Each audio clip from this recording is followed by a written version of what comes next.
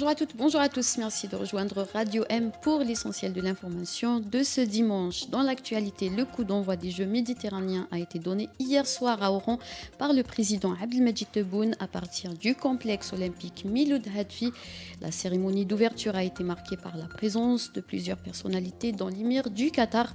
Rappelons que les Jeux méditerranéens se tiennent jusqu'au 6 juillet avec la participation de 3 390 athlètes de 26 pays. Le président de l'Organisation nationale des journalistes sportifs algériens, Youssef Tazé, a révélé que son organisation est en train d'enquêter pour connaître la vérité au sujet des journalistes marocains qui se sont plaints d'avoir été empêchés sur le territoire algérien pour couvrir les Jeux méditerranéens. Le 23 juin dernier, le syndicat des journalistes sportifs marocains a publié un communiqué dans lequel il a accusé les responsables algériens d'avoir empêché la délégation marocaine de quitter l'aéroport car elle n'a pas l'accréditation pour la couverture. L'entreprise espagnole Técnicas Reunidas doit verser 80 millions d'euros au groupe Sonatrach et le britannique Neptune Energy comme exécution de bonnes garanties liées au projet de Touat Gaz à Adrar. Le contrat de ce projet d'une valeur d'1 milliard de dinars a été attribué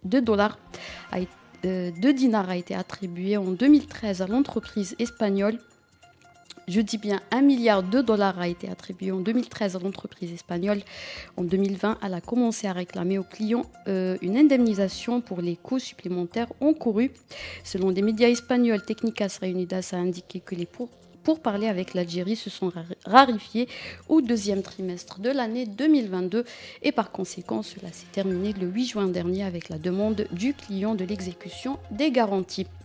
Les résultats de l'examen du brevet d'enseignement moyen seront annoncés à partir de 16h cet après-midi. C'est ce qu'indique un communiqué du ministère de l'Éducation nationale rendu public hier. Pour les candidats scolarisés et libres, les résultats seront diffusés sur le site de l'Office national des examens et concours.